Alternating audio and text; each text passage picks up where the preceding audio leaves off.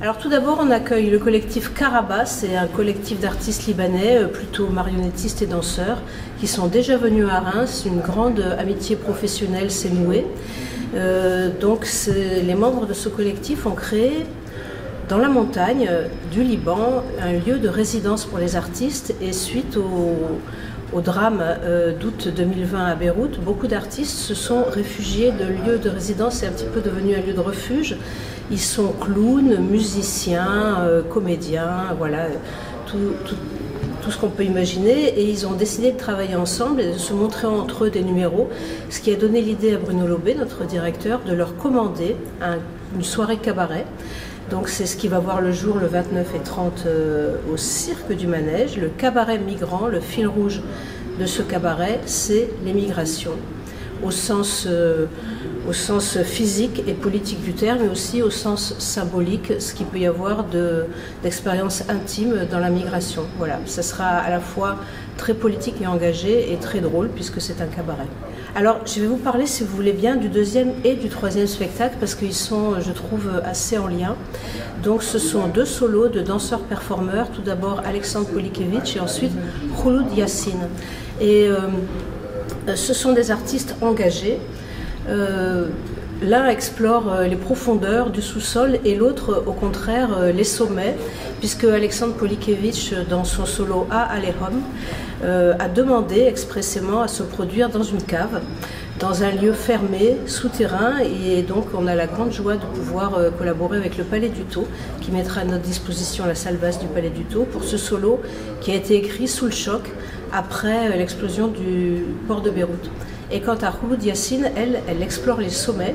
Elle se produira au Théâtre du Manège sur un podium, vraiment au-dessus des spectateurs. On la regardera comme ça, et elle explore à travers son corps le personnage du harangueur de foule, comment se crée une idole à travers une gestuelle et aussi, bien entendu, une bande-son.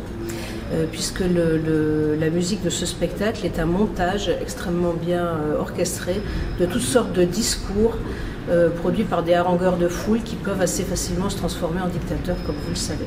D'ailleurs, il y aura aussi, il faut que je vous dise, il y aura une table ronde dimanche matin avec la plupart des artistes libanais qui sont présents dans le festival, non seulement au Manège, mais aussi à la Comédie et à la Cartonnerie.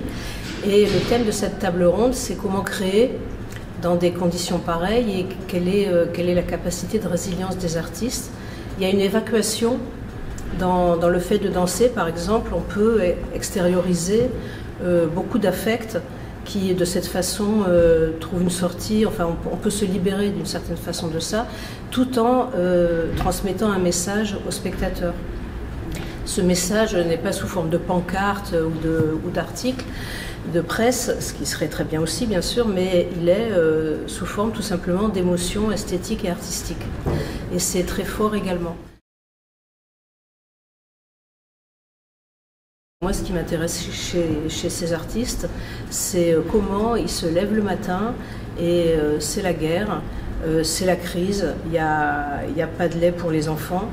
Et ils assument tout ça, bien sûr, parce que ce sont des citoyens, mais ils vont aussi trouver un studio, coûte que coûte, travailler, répéter, passer des coups de fil pour arriver à diffuser leur travail, y compris à l'international. Et ça, c'est très très fort. Je me permets de citer une petite histoire qui m'a été racontée hier par une jeune femme formidable, qui s'appelle Christine Sejean, qui est franco-libanaise, qui vit et travaille à Reims et qui est un des relais du Manège. Donc elle a adhéré à une association qui s'appelle Les Valises pour Beyrouth. Et c'est une association qui s'est créée dans l'urgence après l'explosion du port de Beyrouth, mais qui continue d'exister puisque la crise s'est installée, et avec son cortège de pénuries alimentaires et en médicaments. Et donc, de façon très astucieuse, beaucoup de Libanais de France remplissent des valises et les confient à des voyageurs qui partent à Beyrouth. Et ces voyageurs sont accueillis à l'aéroport par des ONG de confiance, et tout le matériel est distribué. Donc ça, c'est une des façons de s'organiser en temps de crise.